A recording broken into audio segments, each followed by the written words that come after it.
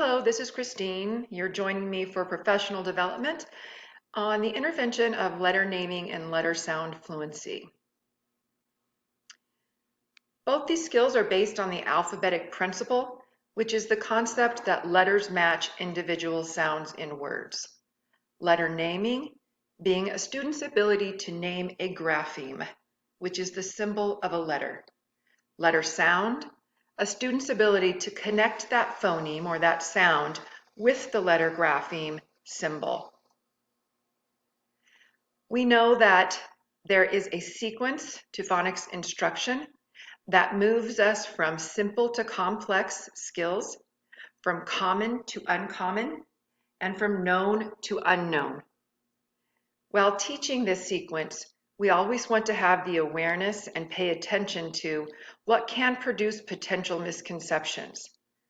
Those might be letters that look alike in their appearance, such as B and D, or P and Q, U and V, as well as sounds that are continuous versus quick, such as M being continuous, and T being quick. Reminding us of our focus as interventionists, that is to provide systematic and explicit instruction. Reviewing the definition of each, systematic instruction is that instruction which is taught in a logical order, from simple to complex. Explicit instruction is isolating one skill or concept at a time and then providing direct instruction towards that isolated skill or concept. This particular professional development demonstrates explicit and systematic instruction in that we are isolating the skills of naming letters and producing letter sounds, and we are teaching them as foundational concepts before moving on to more complex concepts. The National Reading Panel has identified the following predictors of how well children will learn to read in grades kindergarten and 1. They do that through the acquisition of phonemic awareness, as well as the simple concepts of phonics being letter names and letter sounds. Additionally, the ability to read nonsense words is an important predictor. We will not address that formally this spring. However, we will next fall. When we look at each skill connected to the National Reading Panel Literacy Pillar, we can also see what the panel recommends as assessment of that particular skill. Beginning with letter naming fluency, that falls under the pillar of phonics, and the panel suggests that we assess that by asking students to say the name of visually presented letters for a period of 1 minute. Letter sound fluency, very similar, also falling under the pillar of phonics, and assessed with students saying the sounds of visually presented letters for 1 minute. Phoneme segmentation fluency falls under the pillar of phonological awareness and is assessed with asking students to identify specific phonemes in orally presented words, again for a 1 minute period of time. Let's move forward and take a closer look at letter naming fluency. Following the data from the National Reading Panel report, we will use a 1 minute timed assessment to determine the number of letter names a student can identify correctly. The following few slides will outline the steps and actions of this letter naming fluency assessment. Step 1, we provide the student with a randomized letter page, sometimes called a probe. This is an example. This is number 1. I will provide you with the remainder of the year probes so that we all have a common assessment to administer to our students. They will be located in a separate file in our Teams folder. Once the student has this in front of them, you will ask them, I'd like you to tell me the names of these letters, starting here and moving across the page this way. Use your finger to help you track. I will tell you when to stop. You set your timer for 1 minute. You tell the student to begin, and then you hit start on the timer. As the student is naming, you are recording any errors they make. A slash through a letter, such as this, would indicate that there was a non-response. A slash with the student error above it would indicate that the student did attempt to respond, but it was incorrect, such as saying B for D. If a student pauses and says nothing for 3 seconds, you give the student that letter and ask them to go next. If the student has 10 consecutive errors or 10 consecutive non-responses, discontinue the test and mark it as a discontinue. A couple notations. Occasionally, a student will skip a row. If the student skips an entire row, draw a line through the row and do not count that row in your scoring. Those are not errors. Speaking of tracking, which would usually cause a student to skip a row, please feel free to assist the student in tracking if that is their difficulty. We want to make sure that we are assessing their ability to say the letter names versus their ability to track accurately. When the 1-minute timer sounds, ask the student to stop and place 2 slash marks following the last letter that they read, whether it was correct or incorrect. You will then count the number of letters correctly identified. One trick, each line in the probe has 10 letters, which will help you. You will know that this is 10, 11, 12, 13, 14, 15. There were 3 errors. 15 subtract 3 is a total of 12, which you will record at the bottom in the total numbers, letters read correctly. There are 2 ways that you can record. It's completely your preference. You can record on a full page that looks just like the student copy, or you can record on a page that has all 4 probes, so you would be able to see progress in one spot. Both of those will also be provided for you in a separate file within our teams. What is the benchmark score for letter naming fluency? It is the same for kinder and first graders. It is 45 letters named correctly within the 1-minute time. It's important for you to know this is additionally a goal within core instruction. It matches our intervention benchmark goal as well. Once a student can achieve this performance, that would constitute exiting from letter naming fluency intervention. We'll shift now to letter sound fluency. It is extremely similar in the way that it is assessed to letter naming fluency. In fact, it's identical, other than when you ask the student to look at the letters, which they may have just seen with their naming, you have to make certain that they understand that they're shifting the processing from giving you the name of the letter to giving you the sound of the letter. I usually recommend a demonstration to students. You can use the last line to provide that demonstration so that you are not giving them the correct responses at the top. So I might say, watch me. I want the letter sound, not the letter name.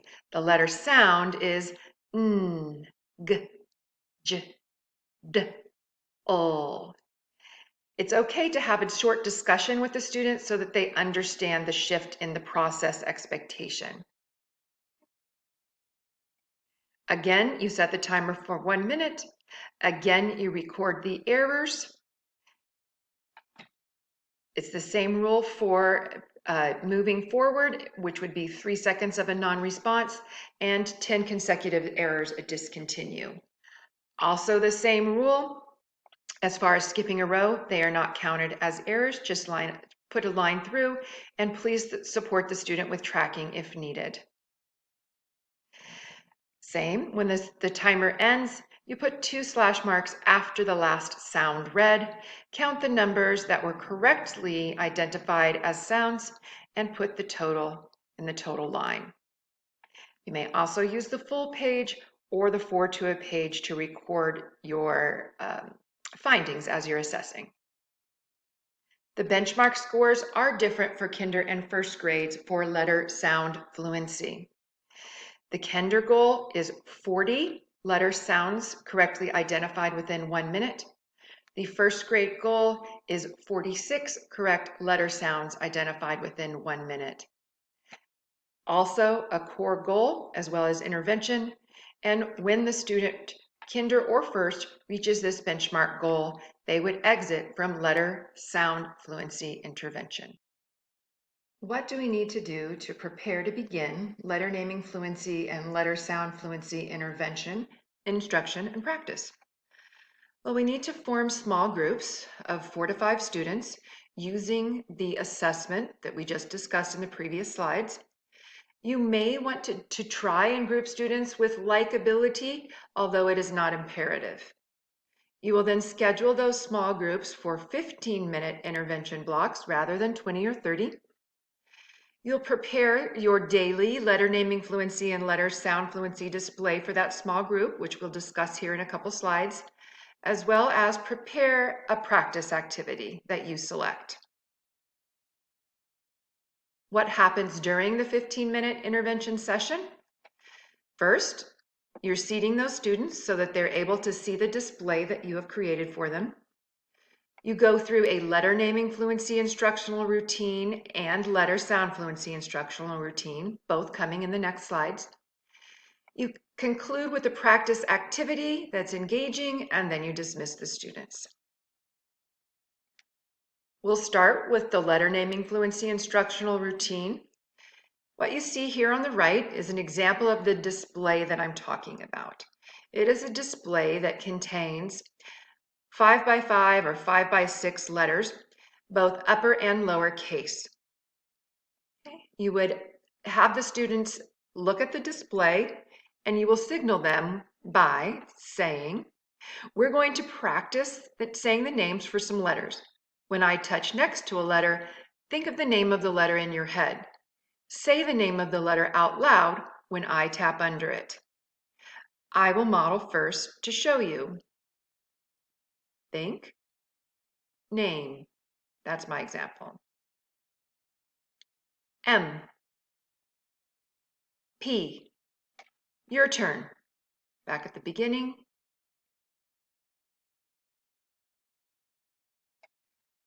When students make an error, we use the correction procedure of my turn, your turn.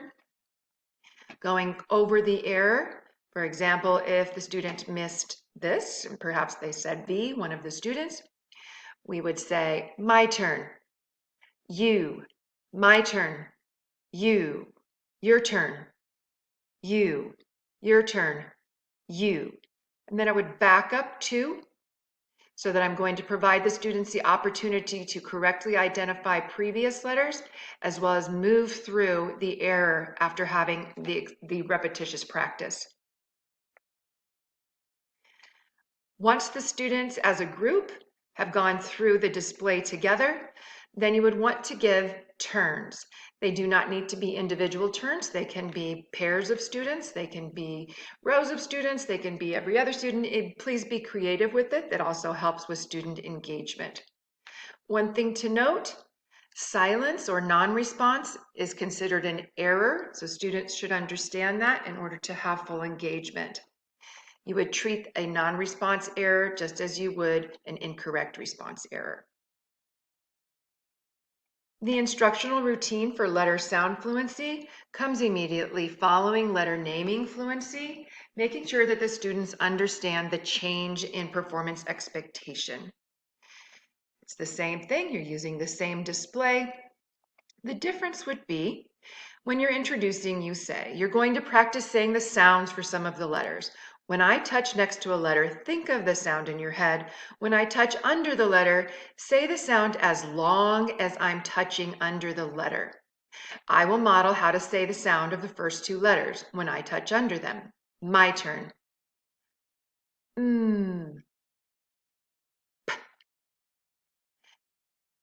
The length of time that you hold your finger or pointer under the letter is helping cue the student whether the sound is a continuous sound or a drawn out sound like or whether it's a quick sound with just a quick sound coming.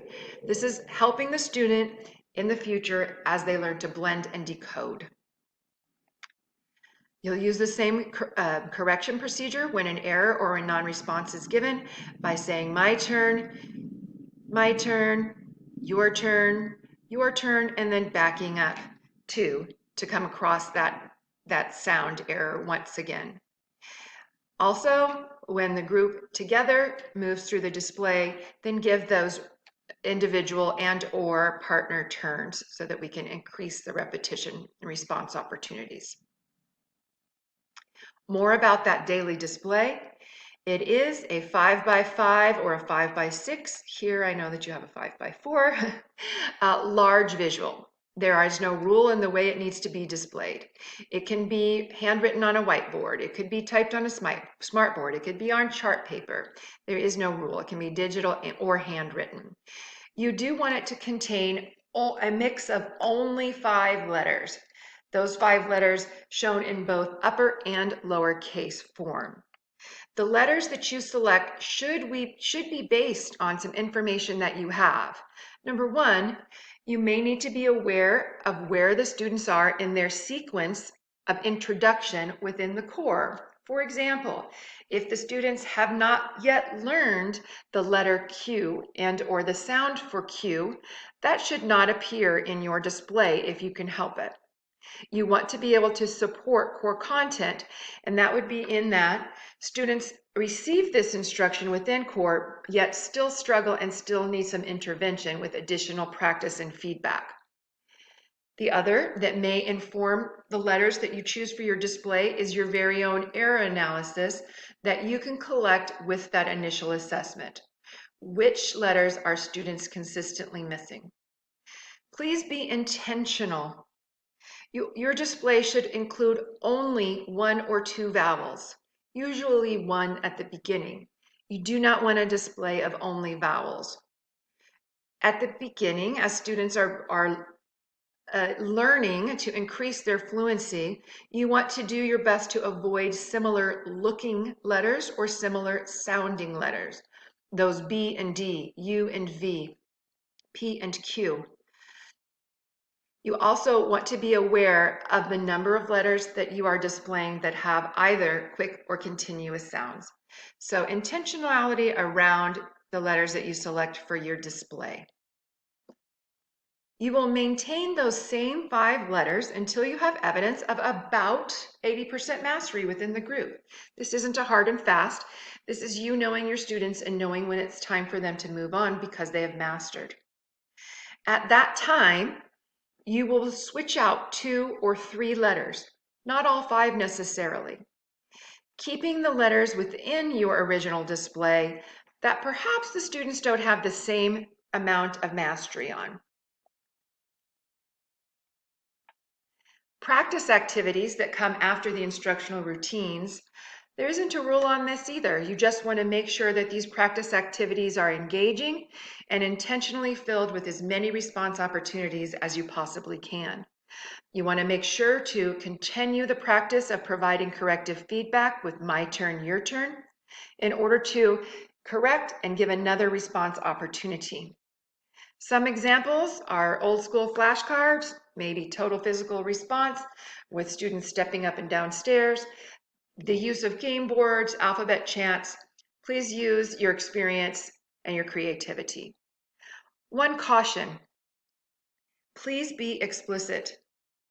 When you offer intervention students who can be quite fragile, which is why they are in intervention with you, that they are struggling from having too much information thrown at them, too many of those processes, even with good intent of having fun engagement, can create misconceptions or confusion to students.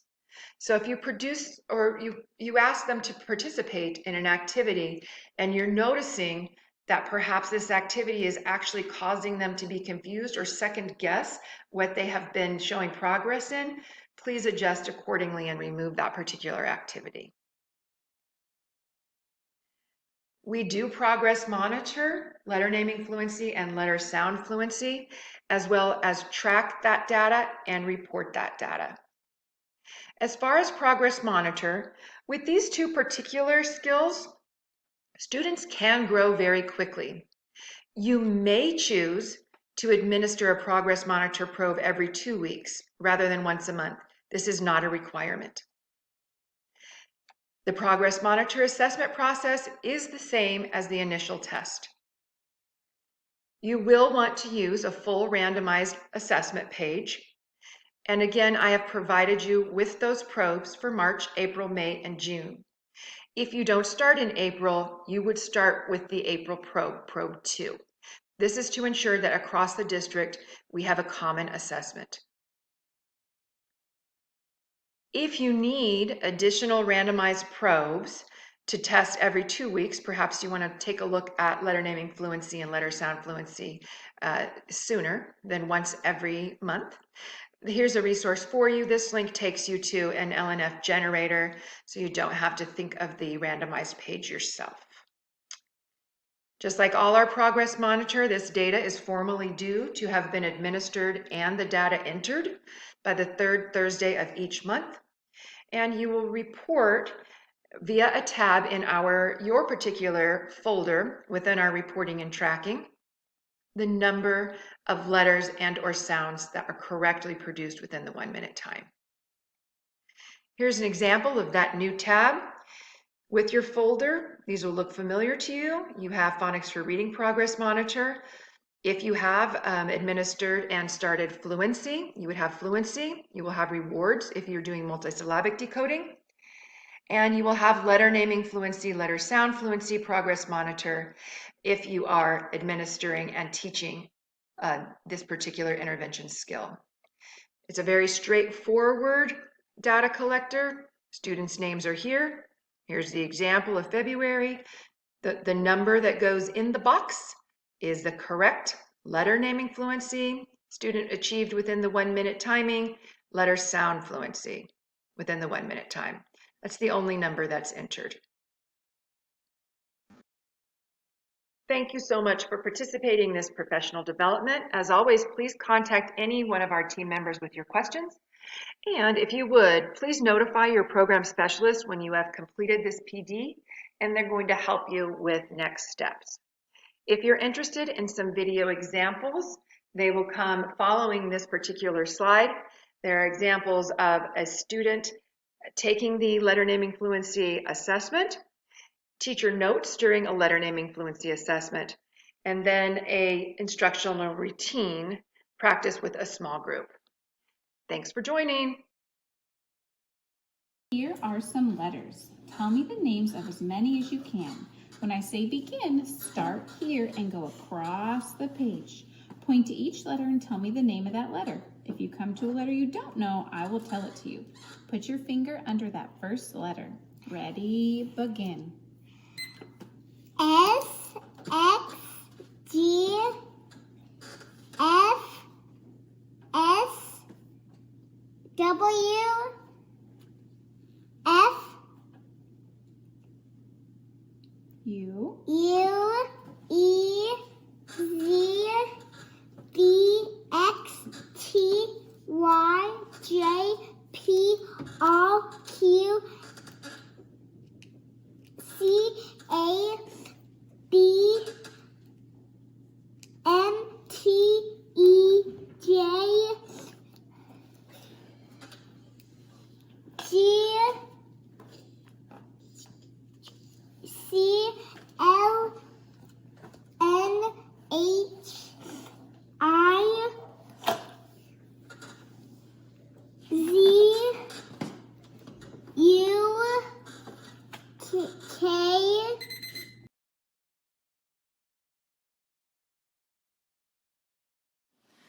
I'm going to show you some letters. I want you to point to each letter and say its name. Start here, go this way, and say each letter name. Put your finger under the first letter. Ready? Begin.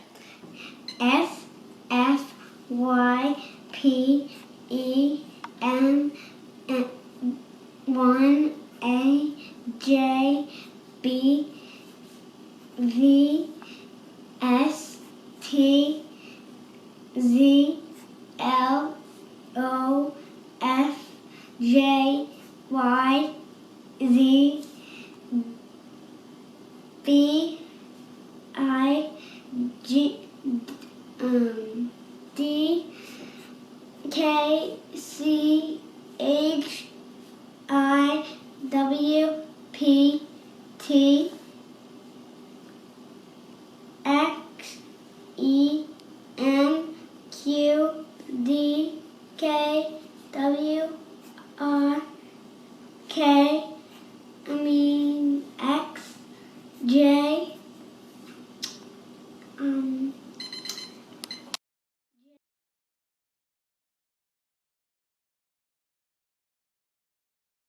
Part 2, template for letter sound review.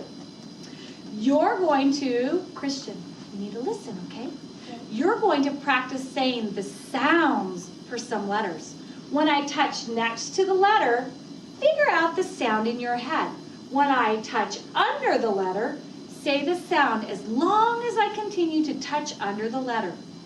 I'll model how to say the sound of the first 2 letters when I touch under them. My turn. Brianna, listen. Sound. Okay, wait, it's my turn. Listen, okay? Sound. Sound. Your turn. Sound. Sound. Sound. Sound. Sound.